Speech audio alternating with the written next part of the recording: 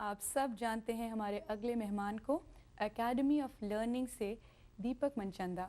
वे भगवत गीता के निष्ठावान समर्थक हैं। आइए मिलते हैं। दीपक जी, आपका स्टूडियो में स्वागत है। Thank you very much for having me here. Deepak, आपने गीता सार जो है उसका उस पर एक बहुत बढ़िया वीडियो बनाई है और रेडियो शो भी करते हैं। तो हमें बताएं कि जो गीता है वो हमारे इतने करीब होती है कि हम काफ़ी बार उसको सोचते हैं कि हाँ ये तो है ही यहाँ पर, हमें समझने की ज़रूरत नहीं है इसको।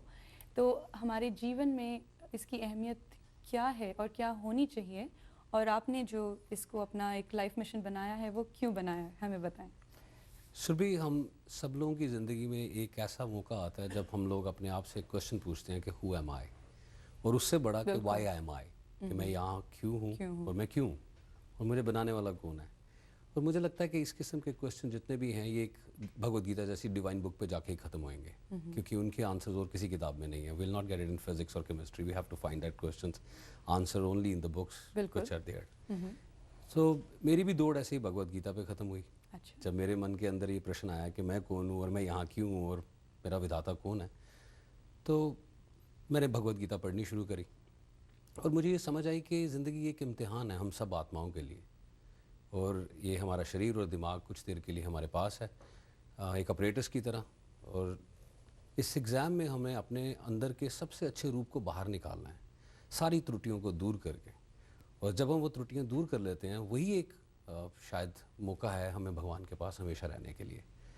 जब मुझे ये बात समझ आई तो मैं उस समय ऑलमोस्ट 35 एज के ऊपर था। हाँ। और मेरे लिए बहुत मुश्किल हो गया अपने आप इसको बैलेंस करना। अच्छा। और मुझे कोई ऐसी इन्फॉर्मेशन, कहीं ऐसा नॉलेज चाहिए थी जो मेरे इन प्रश्नों का उत्तर दे सके, और भगवत गीता ने वो सारे प्रश्नों का उत्तर दिया।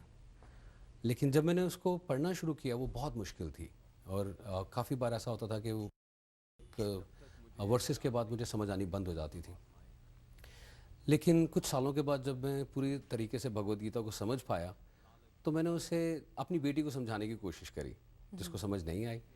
तो मैंने एक वीडियो बनाई जिसके अंदर बहुत सिंपल से वर्ड्स, सिंपल सा म्यूज़िक और 18 चैप्टर्स जो भगवत गीता के थे, हाँ जी। हमने उसको कन्वर्ट करा एक इस सिंपल और इजी फॉर्म में, ताकि हर एक आदमी को समझ आ सके। तो हम जो आपका वीडियो दिखा रहे हैं उसमें हमें एक थोड़ा सा बताएं कि क्या पर्टिकुलर आप कवर करते हैं इस वीडियो में। ये भगवत गीता, जैसे हमने ये वीडियो बनाया 14 मिनट का, ये शुरू वहीं से बेसिक इन्फॉर्मेशन से होता है कि भगवत गीता क्या है, कितने चैप्टर हैं, किसने रिवील करी, क्यों रिवील हुई, क्यों दी गई।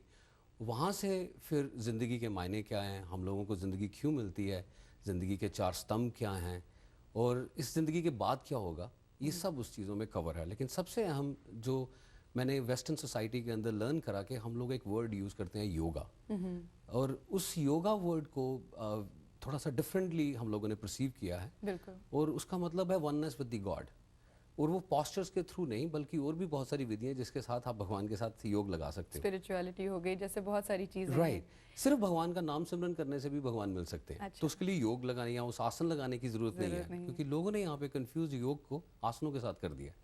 तो इस वीडियो के माध्यम से पॉजिटिव के लोगों को ये ज्ञान होगा कि योगा का मतलब आसन नहीं है, योगा का मतलब भगवान का ध्यान लगाना और भगवान से मिलना है। हाँ। और उनसे मिलने के लिए ये ज़रूरी नहीं है कि हम आसन लगाएं, बल्कि कुछ और भी तरीके हैं जिनसे परमात्मा को मिल सकते हैं। और सबसे अहम चीज़ ये है दीपक जी कि जो इतनी बड़ी किताब है, जैसे आप बोल रहे थे आपको मुश्किल आ रही थी, उसको आपने एक बहुत सरल और सिंपल तरीके से, जैसे हम बहुत बिजी होते हैं तो कोई भी जो है वो वीडियो देखकर काफ़ी सरल तरीके से समझ सकता है। तो दीपक जी हमें बताएं कि आपका ईमेल एड्रेस, अगर कोई भी ये वीडियो देखना चाहता है तो कैसे आप तक पहुंच सकते हैं, कैसे ये वीडियो एक्सेस कर सकते हैं, बताएं। सुरभि, ये वीडियोस हिंदी और इंग्लिश में हैं और यूट्यूब के ऊपर अवेलेबल हैं। अच्छा। पिछले 1.5 महीने पहले ये अपलोडेड थे। ठीक है। और 4000 से ऊपर इसको हिट्स हैं, और अच्छा। दुनिया भर के काफ़ी टेम्पल्स हैं जिनकी फेसबुक से इसको बहुत एप्रिसिएशन मिली है। Movie star like Sunny Deol और नीतीश भारद्वाज, जिन्होंने खुद भगवान कृष्ण का काम किया था, उनकी तरफ से इसको बड़ी एप्रिसिएशन मिली है। बहुत बढ़िया। और जल्दी से हमें दीपक जी बताएं कि क्योंकि समय कम है हमारे पास, कि अगला आपका इसके बाद प्रोजेक्ट क्या होगा, चाहते हैं कि यही आगे बढ़े? ये तो बढ़ेगा ही, लेकिन इसके साथ में एक छोटी सी वीडियो प्रेजेंटेशन बना रहा हूँ आज के प्रोफेशनल्स के लिए, ताकि हमारे जो फिजिकल, मेंटल और इमोशनल स्ट्रेस है वो ज़रा ख़त्म हो जाए। बहुत बढ़िया दीपक जी, हमारी तरफ से आप आपको पूरी समर्थन है हमारी Thank you तरफ very से much. और आने के लिए आपका बहुत बहुत धन्यवाद। Thanks a lot Shubhi, thank you very much.